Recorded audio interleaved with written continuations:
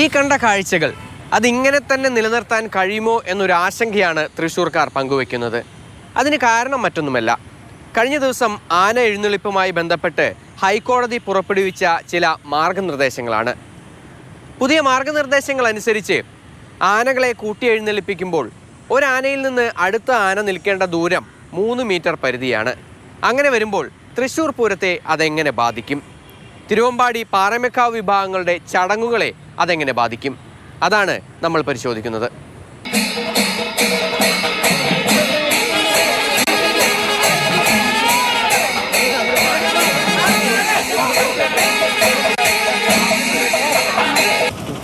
തിരുവമ്പാടി വിഭാഗത്തിന്റെ പ്രശസ്തമായ മഠത്തിൽ ഒരു പഞ്ചവാദ്യം നടക്കുന്നത് ഇവിടെയാണ്. ഇവിടെ 3 ആനകൾ നിരന്നു നിൽക്കും. മുൻപിൽ പഞ്ചവാദ്യത്തിന്റെ വാദ്യക്കാരുണ്ടാകും, ചുറ്റിലും ആസ്വാദകരുണ്ടാകും. ഇടത്ത് 3 ആനകൾക്ക് സാധാരണഗതിയിൽ നിൽക്കണമെങ്കിൽ ഏകദേശം ഒരു 10 മീറ്ററാണ്. വീതി കുറഞ്ഞ റോഡാണ്. ഇവിടെ പുതിയ മാനദണ്ഡം അനുസരിച്ചാണെങ്കിൽ ഒരാനയെ കഴിഞ്ഞ് 3 മീറ്റർ ദൂരത്തിൽ മാറിയാണ് അടുത്ത ആന നിൽക്കേണ്ടത്. അത് കഴിഞ്ഞ് 3 മീറ്റർ മാറിയാണ് അടുത്ത ആന നിൽക്കേണ്ടത്. അങ്ങനെ നിൽക്കാൻ തക്ക ഒരു ദൂരം ഇവിടെ ഉണ്ടോ എന്നാണ് നമ്മൾ പരിശോധിക്കുന്നത്. അതിനാദ്യം നമുക്ക് ഈ ഭാഗം ഒന്ന് അളന്ന് നോക്കാം, എത്രത്തോളം വീതി ഉണ്ട് എന്നുള്ളത്. ഈ ഭാഗത്ത് നിന്ന് നമുക്ക് അളവ് തുടങ്ങാം.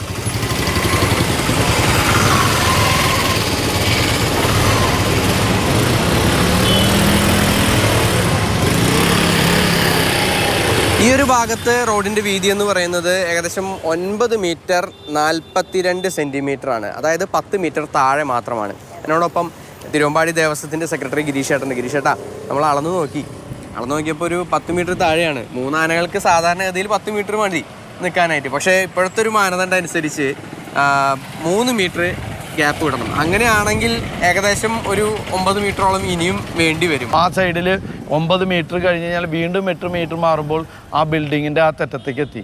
ഒരു കാരണവശാലും ഇവിടെ നടത്താൻ പറ്റില്ല. ഇവിടെ എന്തായാലും ഇപ്പൊ മതിൽ നിൽക്കുന്നുണ്ട്. അതിനോടൊപ്പം തന്നെ അപ്പുറത്ത് ഫ്ലാറ്റ് ആണ്. അതുകൊണ്ട് എന്തായാലും ഈ ഒരു വീതി കൂട്ടാൻ പറ്റും. പക്ഷേ ചരിത്രം ഉറങ്ങുന്ന ഒരു സ്ഥലമാണ്.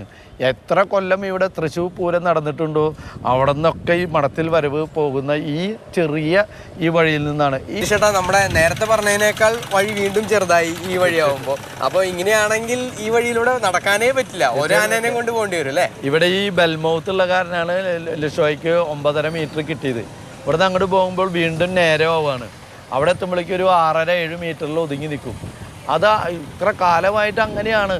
അവിടെ ആനകൾ ഒതുങ്ങും, ആൾക്കാർ ഒതുങ്ങും. പഞ്ചവാദ്യം 300-300 ചില ആൾക്കാർ പങ്കെടുക്കുന്ന നൂറ്റാണ്ടുകളായിട്ട് തന്നെയാണ് നടന്നുകൊണ്ടിരിക്കുന്നത്. ഓരോ പൂരങ്ങൾക്കും 14, 7, 9 ഒക്കെ ആയിട്ട് നമ്മൾ കൊടുക്കുന്നുണ്ട്. നമുക്ക് 15 ആന വേണം.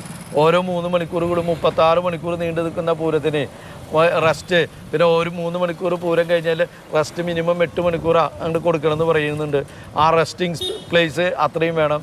ഇതെല്ലാം കണക്കൂട്ടുമ്പോൾ തൃശ്ശൂർ പൂരം ഇല്ലാണ്ടാവും തന്നെയാണ്. അതിന് തന്നെയാണ് ഇവർ ശ്രമിക്കുന്നത് തോന്നുന്നു.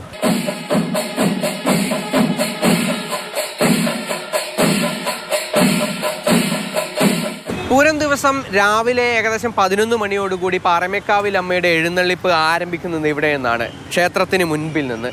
ഇവിടെ നിന്നും 15 ആനകൾ ചേർന്നുകൊണ്ടാണ് വടക്കുന്നാഥ ക്ഷേത്രത്തിലേക്ക് എത്തുക.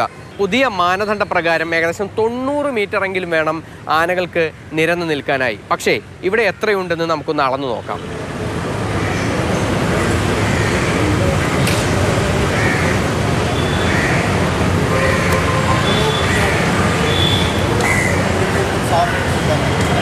പാറമേക്കാവ് ക്ഷേത്രത്തിന് മുൻപിൽ 38 മീറ്റർ വീതിയാണ് ഉള്ളത്. ഇവിടെ എങ്ങനെ പോയാലും പുതിയ മാനദണ്ഡ പ്രകാരം 15 ആനകൾക്ക് നിൽക്കാൻ കഴിയില്ല എന്നുള്ളതാണ്.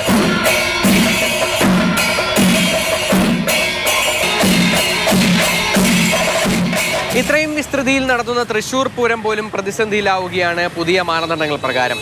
പിന്നെ എങ്ങനെയാണ് ചെറിയ പൂരങ്ങളെല്ലാം തന്നെ നടത്താൻ കഴിയുക എന്ന ആശങ്കയാണ് പങ്കുവയ്ക്കുന്നത് എല്ലാവരും. ജോയ് സിയാറിനൊപ്പം MS ലിഷോയ്, മാതൃഭൂമി ന്യൂസ്, തൃശ്ശൂർ.